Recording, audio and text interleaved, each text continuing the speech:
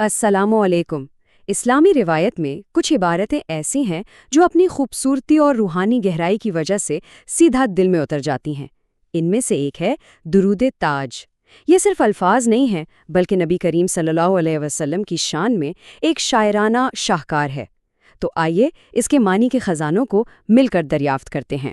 اس درود کی شروعات ہی دیکھیں، دو ایسے زبردست الفاظ سے ہوتی ہے جو ذہن میں عظمت کا ایک پورا تصور بنا دیتے ہیں۔ تاج یعنی بادشاہت اور معراج یعنی آسمانوں کا سفر۔ یہی دو تصورات سمجھ لیں اس درود کی روح ہیں جو ہمیں نبی کریم صلی اللہ علیہ وسلم کے بے مثال مرتبے کی طرف لے جاتے ہیں۔ اچھا، تو اس درود کی گہرائی کو سمجھنے کے لیے ہم اس کے 5 اہم پہلوؤں کا جائزہ لیں گے۔ پہلے ہم دیکھیں گے کہ اسے تعریف کا تاج کیوں کہا گیا، پھر ان کے آسمانی سفر کی کیا اہمیت ہے، وہ کیسے تاریکی میں روشنی بنے، کس طرح وہ تمام جہانوں کے لیے رحمت ہیں، اور آخر میں انسانیت کے لیے ان کی شفاعت کا کیا مطلب ہے۔ تو چلیں سب سے پہلے اس کے نام پر ہی غور کرتی ہیں۔ آخر اسے تاج والا درود کہتے کیوں ہیں؟ یہی لقب اس کی روح کو سمجھنے کی پہلی چابی ہے۔ دیکھیں، یہاں تاج کا مطلب صرف سر پر پہننے والا زیور نہیں ہے۔ یہ روحانی بادشاہت، سب سے بلند عزت اور بے مثال عظمت کی علامت ہے۔ جب اس درود میں یہ تاج نبی کریم صلی اللہ علیہ وسلم کے سر پر رکھا جاتا ہے تو یہ بتایا جا رہا ہے کہ ان کا مرتبہ تمام مخلوقات سے بلند ہے، اور یہی اس دعا کا مرکزی خیال ہے۔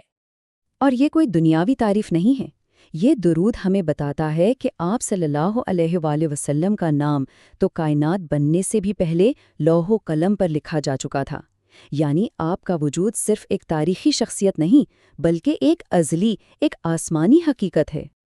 اچھا، تو تاج تو ہو گئی آپ صلی اللہ علیہ وآلہ وسلم کی عظمت کی نشانی، لیکن معراج وہ اس عظمت کا ایک جیتا جاگتا ثبوت ہے۔ یہ وہ آسمانی سفر ہے جس نے انسان اور خالق کے درمیان تعلق کی ایک بالکل نئی مثال قائم کی۔ اور یہ صرف ٹائٹلز نہیں ہیں جو دے دیے گئے۔ درود تاج اصل میں اس پورے معجزاتی رات کے سفر کے اہم ترین عناصر کو ایک لڑی میں پروتا ہے، جن میں سے ہر ایک اپنے اندر گہرے معنی رکھتا ہے۔ یہ درود اس سفر کی پوری تصویر بناتا ہے۔ اس میں معراج یعنی آسمانوں پر چڑھنے کا ذکر ہے۔ اس سفر کی سواری براق کا حوالہ ہے۔ آپ صلی اللہ علیہ وآلہ وسلم کے ہاتھ میں موجود علم یعنی جھنڈے کا بیان ہے۔ فرشتوں کے سردار جبرائیل کو رہنما کے طور پر دکھایا گیا ہے، اور سفر کی آخری منزل سدرۃ المنتہا کا بھی ذکر ہے۔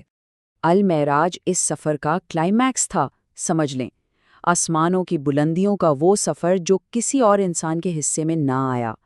یہ واقعہ آپ صلی اللہ علیہ وسلم کے اس بے مثال روحانی مقام اور اللہ سے قربت کا ثبوت ہے جسے یہ دعا بار بار یاد دلاتی ہے۔ تو آسمانی سفر کی بات تو ہو گئی، اب یہ درود ہمیں واپس زمین پر لاتا ہے اور یہاں کی تاریکیوں میں روشنی کی بات کرتا ہے۔ اس کا اگلا حصہ خوبصورت استعاروں کے ذریعے بتاتا ہے کہ آپ صلی اللہ علیہ وسلم کی ذات ہر تاریکیوں کو کیسے روشن کرتی ہے۔ اور یہاں تو شاعری کمال کی ہے۔ آپ صلی اللہ علیہ وآلہ وسلم کو شمس الضحیٰ یعنی چڑھتے دن کا سورج بھی کہا گیا، اور بدر الدجا یعنی گہری رات کا پورا چاند بھی۔ اس کا مطلب یہ ہے کہ آپ صلی اللہ علیہ وآلہ وسلم کی رہنمائی کسی ایک وقت کے لیے نہیں، وہ دن کے اجالے میں بھی روشنی ہے اور رات کے اندھیرے میں بھی۔ تو یہ سورج اور چاند کی مثالیں کیوں دی گئیں؟ یہ سب مل کر ایک ہی حقیقت کی طرف اشارہ کر رہی ہیں، نور الہدا، یعنی آپ صلی اللہ علیہ وسلم ہی ہدایت کا وہ اصل نور ہے جس کی روشنی میں انسانیت اپنا راستہ تلاش کرتی ہے۔ تو یہ جو ہدایت کی روشنی ہے، یہ صرف راستہ نہیں دکھاتی، یہ ایک سایبان بھی ہے، رحمت کا، شفقت کا۔ آئیے اب دیکھتے ہیں کہ یہ درود آپ صلی اللہ علیہ وآلہ وسلم کی اس ہمدردانہ اور حفاظتی صفت کو کیسے بیان کرتا ہے۔ اب یہ لقب دیکھیں، دافع البلا یعنی مصیبتوں کو ٹالنے والے۔ یہ ایک ایسا لقب ہے جو آپ صلی اللہ علیہ وآلہ ربنات کو وبا، بیماری اور ہر تکلیف کے سامنے ایک ڈھال بنا کر پیش کرتا ہے۔ اسے پڑھ کر دل میں ایک گہرے تحفظ کا احساس پیدا ہوتا ہے۔ اور پھر آتا ہے وہ لقب جو قرآن نے خود آپ صلی اللہ علیہ وآلہ وسلم کو دیا، رحمت للعالمین۔ یہ صرف انسانوں یا کسی ایک قوم کے لیے رحمت نہیں، بلکہ تمام جہانوں، تمام مخلوقات اور تمام زمانوں کے لیے ہے۔ آپ صلی اللہ علیہ وسلم کی رحمت کائناتی ہے، اس کی کوئی حد نہیں۔ اور یہ رحمت کوئی خیالی بات نہیں ہے۔ درود تاج میں خاص طور پر ان لوگوں کا ذکر ہے جن سے آپ صلی اللہ علیہ وسلم سب سے زیادہ محبت کرتے تھے: الفقراء یعنی غریب، الغرباء یعنی اجنبی اور پردیسی، اور المساکین یعنی وہ لوگ جن کے پاس کچھ نہیں ہوتا۔ یہ اس بات پر زور دیتا ہے کہ آپ کی محبت سب سے زیادہ کمزوروں کے لیے تھی۔ رحمت اور محبت سے بات اب آگے بڑھتی ہے اور ہمیں اس درود کے آخری اور سب سے امید بھرے حصے کی طرف لے جاتی ہے، یعنی آپ صلی اللہ علیہ وسلم کا کردار بطور ایک لیڈر اور اس سے بھی بڑھ کر انسانیت کے لیے شفاعت کرنے والے کے طور پر۔ درود تاج آپ صلی اللہ علیہ وآلہ وسلم کے قائدانہ مرتبے کو کئی القابات سے واضح کرتا ہے۔ آپ تمام رسولوں کے سردار ہیں، تمام نبیوں کے خاتم ہیں، امتوں کی شفاعت کرنے والے ہیں اور دونوں جہانوں کے آقا ہیں۔ یہ تمام القابات مل کر آپ کے اس منفرد اور سب سے اعلیٰ مقام کی تصویر بناتے ہیں جس پر کوئی اور نہیں۔ لیکن ان تمام القابات میں شفیع الامہ کا لقب شاید سب سے زیادہ تسلی دینے والا ہے۔ یہ اس یقین کا اعلان ہے کہ قیامت کے دن جب کوئی سہارا نہ ہوگا، آپ صلی اللہ علیہ وآلہ وسلم اپنی امت کے لیے سفارش کریں گے۔ یہی وہ امید ہے جو اس درود کو پڑھنے والے کے دل کو مضبوطی دیتی ہے۔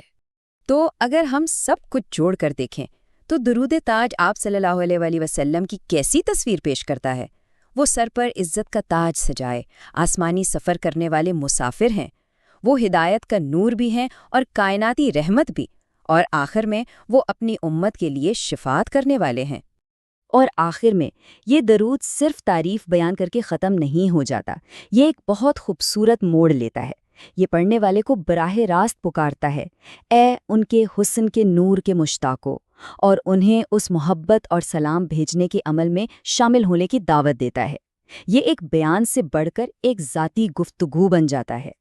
تو درود تاج کا یہ سفر ہمیں ایک بنیادی سوال پر لا کر چھوڑتا ہے، آخر الفاظ میں وہ کون سی طاقت ہے کہ وہ محض حروف سے بڑھ کر انسان اور اس کے خالق کے درمیان تعلق کا ایک پل بن جاتے ہیں؟ اس پر غور کیجیے گا۔